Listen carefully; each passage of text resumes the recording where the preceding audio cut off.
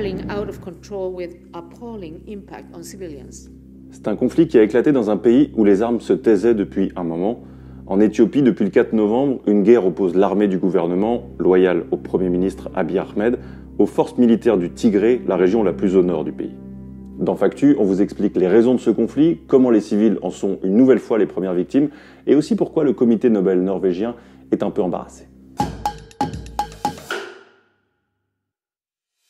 Il faut d'abord remonter à cet été pour comprendre comment la situation a dégénéré.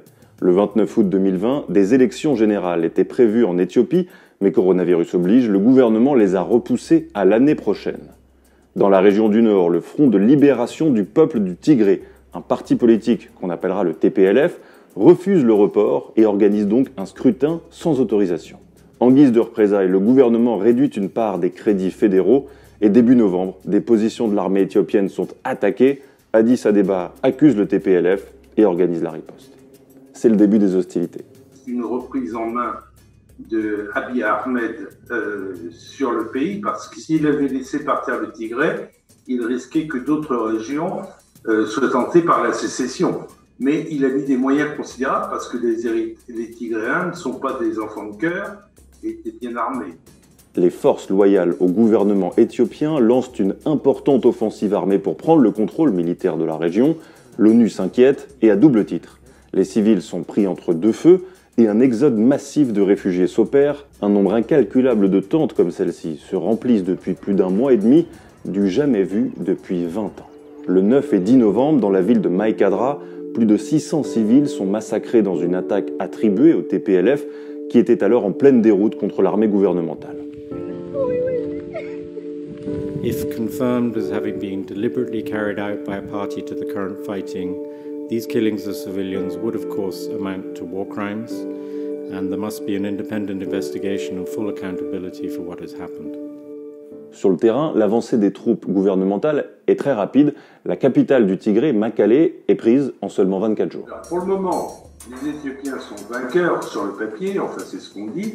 Les Tigréens n'ont pas dit leur dernier mot, parce qu'ils connaissent le pouvoir, ils l'ont eu pendant 30 ans, et ils sont peut-être, tentent-ils des manœuvres pour déstabiliser d'autres régions. La cause sous-jacente de ce conflit, vous venez de l'entendre, le sentiment de déclassement du TPLF. Les Tigréens représentent environ 6% de la population totale, mais leur emprise sur l'appareil d'État était importante, notamment sur les affaires sécuritaires, et tout cela a changé en 2018. Abiy Ahmed a fait l'inverse. Quand il est arrivé, il a chassé progressivement de l'armée, des hautes fonctions administratives, tous les Tigréens.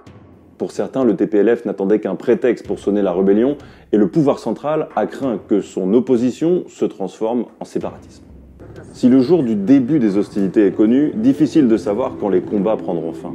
C'est une guerre opaque, au bilan humain difficile à évaluer, vu le peu d'observateurs présents sur place, et l'ONU multiplie les appels pour que l'aide humanitaire puisse arriver aux populations en besoin. De façon plus anecdotique, ce drame est aussi une épine dans le pied du comité Nobel norvégien qui avait décerné le Nobel de la paix en 2019 à Abiy Ahmed. As Prime Minister, Abiy Ahmed has sought to promote reconciliation, solidarity and social justice. Si l'homme était récompensé pour ses efforts qui ont mené au silence des armes entre l'Éthiopie et l'Érythrée, il est aujourd'hui à la tête d'une lourde intervention militaire dans son propre pays, susceptible de déstabiliser encore davantage cette région de la Corne de l'Afrique.